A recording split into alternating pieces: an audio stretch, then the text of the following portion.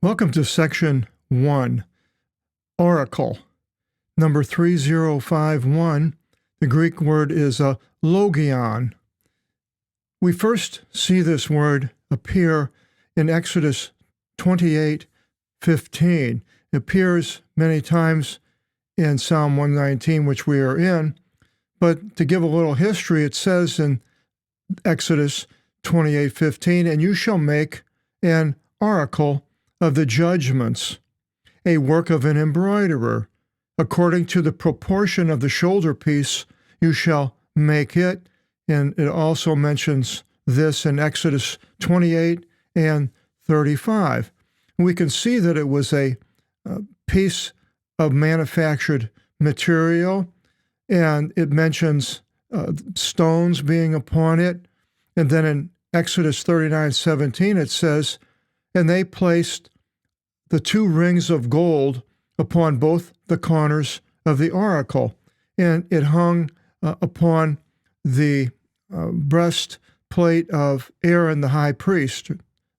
And in Leviticus 8:8, it says, "And he placed upon him the oracle," that would have been Aaron, "and he placed upon the oracle the manifestation and the truth," which in the Hebrew they call it the Urim and the Thummim, which was sort of like dice. If you wanted to know which way God wanted you to do something, that the high priest would do something with this Urim and Thummim to find out which direction God wanted someone to go. Now, it was not only meant for the high priest, but then it became more of a saying of God, the word of God. We see in Numbers 24:4, it says the one hearing oracles of God. That is Balaam, the prophet, who was called to curse Israel by Balak, the king of Moab. And he was the one who saw a vision of God in sleep, uncovering his eyes. So it becomes now no longer mentions it as a breastplate, except where it's meant to be, and mainly goes into it's a saying of God, a word of God.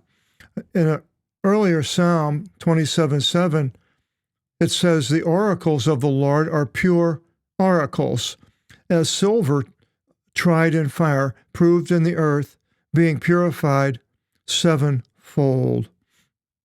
The words, the oracles of the Lord, I don't think it was talking about the physical oracle there. And then in Psalm 107:12, it says, "But they, Israel, rebelled against the oracles of God, and the counsel of the highest they provoked." Then in Psalm 147:16, it says, God, the one sending his oracle to the earth, unto quickly his word shall run. So now we see it's tied into the Logos, the word of God and the oracle. As we go through these 7 sections, at the end, we'll see, and I'll show, I believe, how it's in the Old Testament mainly meant for the Jews, but the New Testament, none of these things apply directly as it was meant for the Jews. And it could almost be talked into all these 7 words, these 7 themes, into the word of God for us Christians, because that's what we have. We don't have these differentiations like they had to in the Old Testament, which we're going through with these sections. Isaiah 30:27, it says, "The oracles of his lips, an oracle full of anger, and the anger of his rage shall devour as fire." So it's not only oracles that are accepted, but some oracles that God says in anger.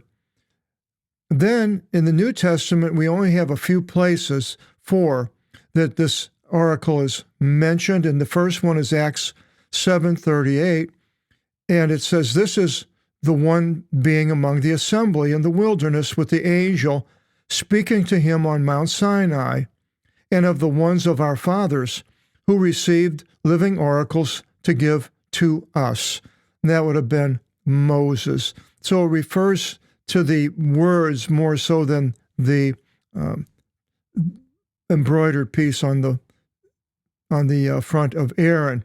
Then in Romans 3:2, Paul says about what advantage did the Jews have? Well, he says, much in every manner.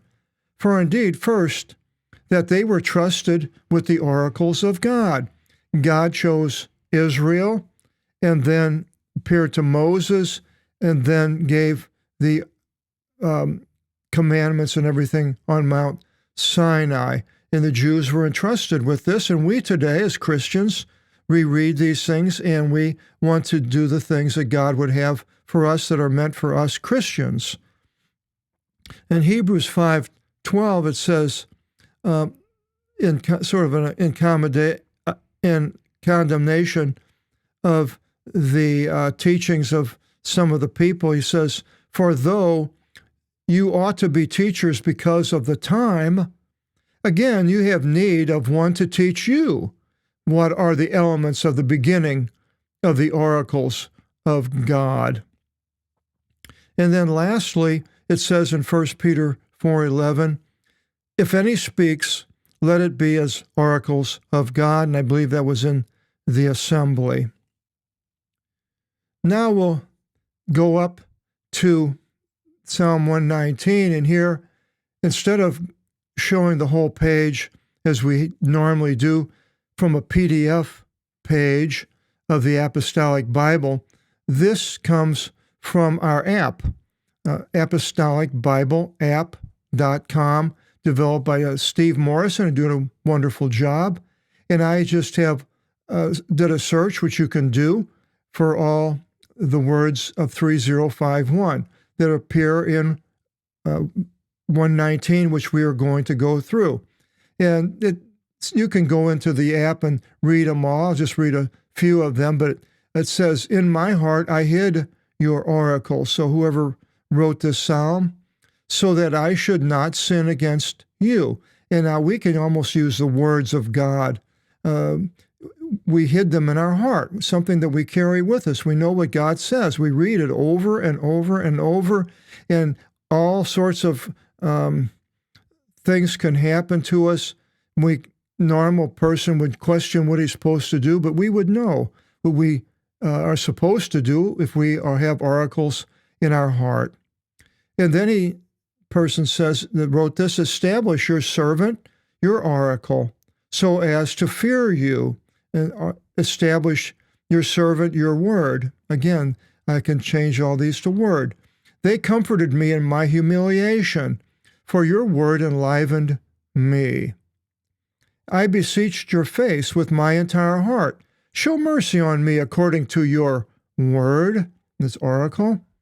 Before my being humbled, I committed trespasses. On account of this, I guarded your oracle. And let your mercy be indeed to comfort me according to your oracle, your word, to your servant. And then my eyes failed for your word, saying, when will you comfort me? And then, how sweet to my throat are your oracles or words, more than honey in my mouth. See how it really takes on the form of a words rather than something that was on the breastplate of Aaron. Take hold of me according to your word, and enliven me, and you should not put me to shame from my expectation. We're going to go through the whole psalm, all of these, and so we'll find out about them and what all it has to say as we go through, or you can go and open up the app yourself and see these words for yourself. If all you have to do is do a search of 3051, this, see how it splits up here, the app. So you're in Psalm 119, then you can go and find the word, like here is way, 3598, you hit it, and there it goes over there away. Oh, that's great. And then you can study it and copy it for Bible studies, which I do for the Bible studies that I do on these seminars. Well, our next video is section 2, and I should have written it down. I forgot which one it is. Yeah, I think it's either the judgments, ordinances, or testimonies, but we'll find out in the second section.